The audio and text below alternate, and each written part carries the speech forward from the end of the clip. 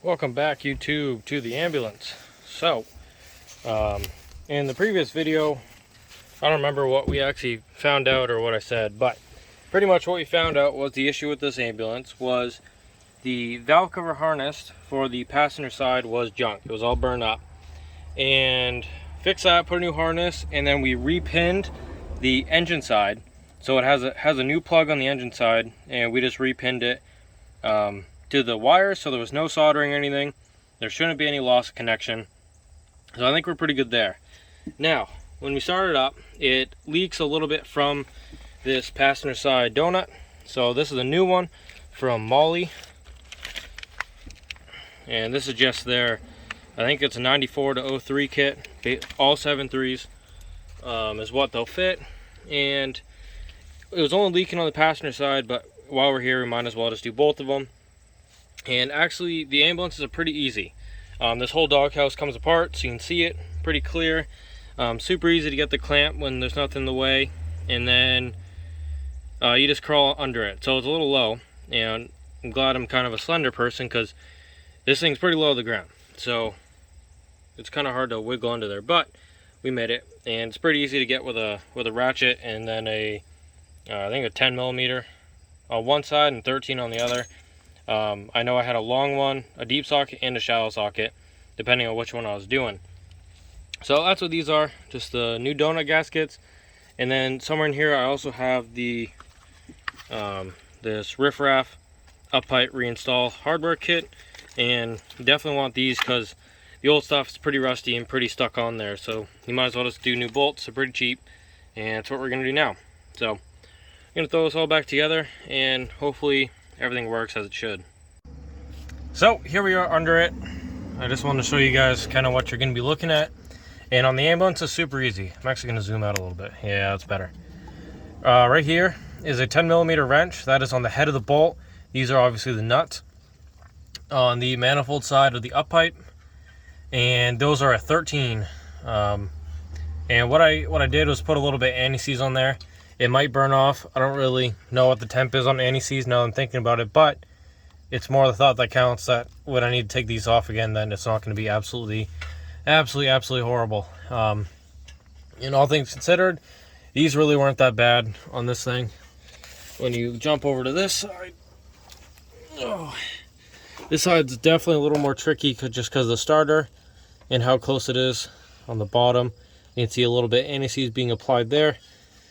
And we're going to throw the nut in there pretty soon and start this side as well. Are you painting that on with your fingers? Yep. You're a trooper. Why? You're a silver surfer. Why? Because you're going to get it all over yourself. That's okay. It's so I can't funny. reach. The thing won't fit in between the exhaust and that thing. Yep.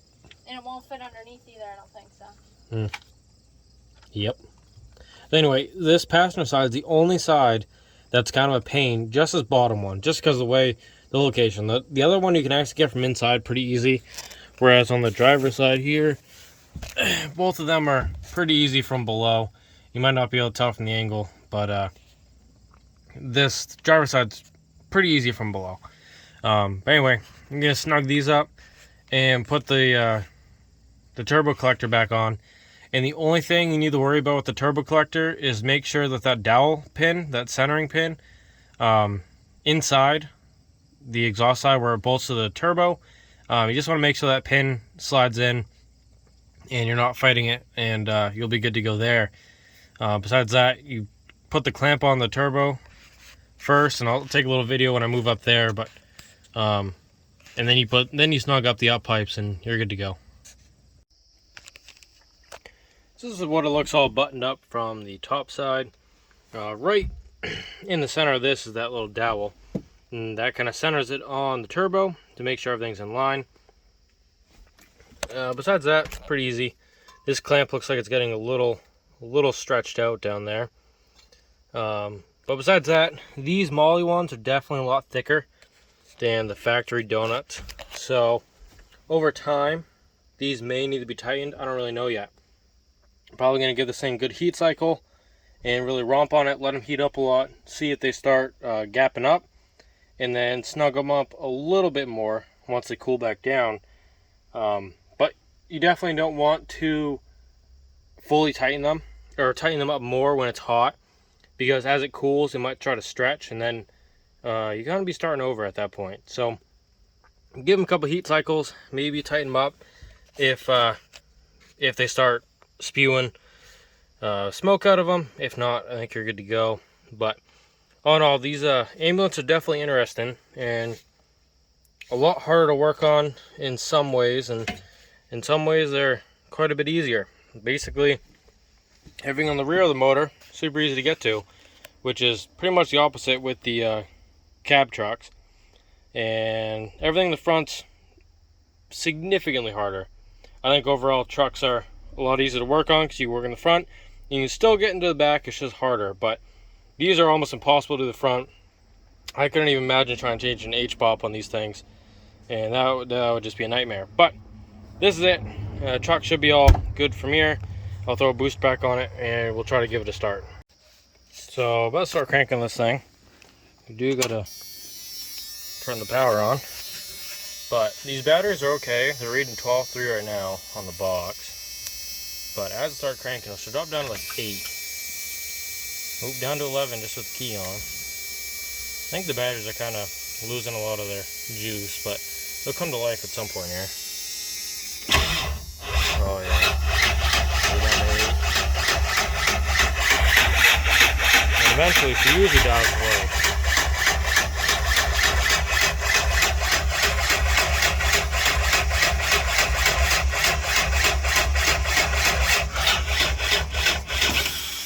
Just won't do it. Batteries might just be a little too weak this time.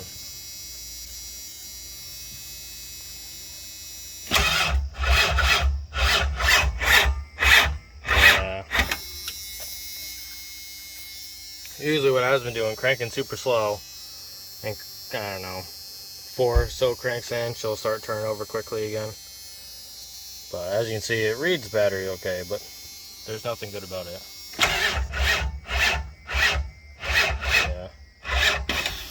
That sucks.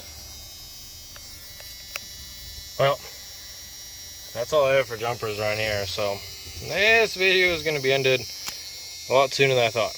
But anyway, there'll be a follow-up. Gotta charge these batteries up. It's weird, something's kicking in and out too, it gives them more power, but yeah. That's all she's got for today. We're gonna charge the batteries up and resume at some point here, but thanks for watching. A little super anticlimactic ending, but anyway, that's what she looks like all plumb done. And yeah, she'll fire up one of these days. Okay, so we're about a week later. That was reading 13.1, now it's reading 12.8, so I don't have super high hopes, but it took about a week to charge these batteries up, and we'll see what happens now. Gauge definitely liking them better. I charged both of them, and it took, forever for them to take.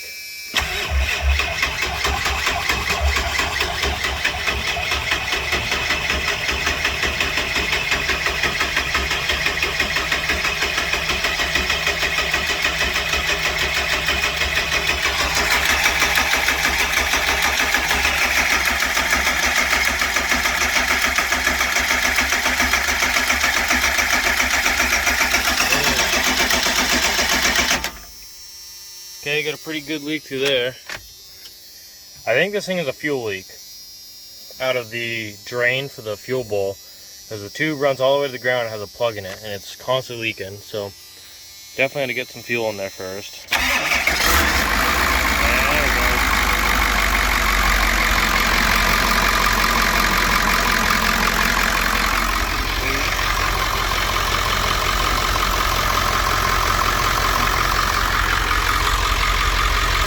It's sounding good.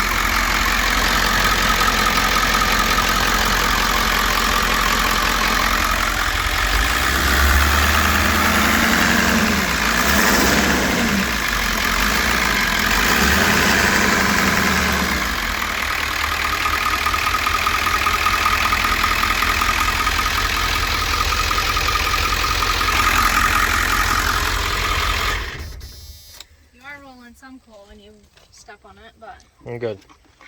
the way she's supposed to be. Not as So, much as yesterday. we gotta tighten up one of these. It is a when it's cranking. But besides that, it's doing good. So, that's gonna be it. That's your donut video. And we fixed the head, not the head gasket, but the valve cover gasket. New plug. It seems to be okay. I gotta probably take my computer out here, see what it reads, see what some of the data is, and then gonna move on. But thanks for watching, and hope you enjoyed the video. Hope you might have learned something, or really if I made a good enough video so you can learn anything. But anyway, thanks for watching, and I'll see you next time we work on this ambulance, I guess.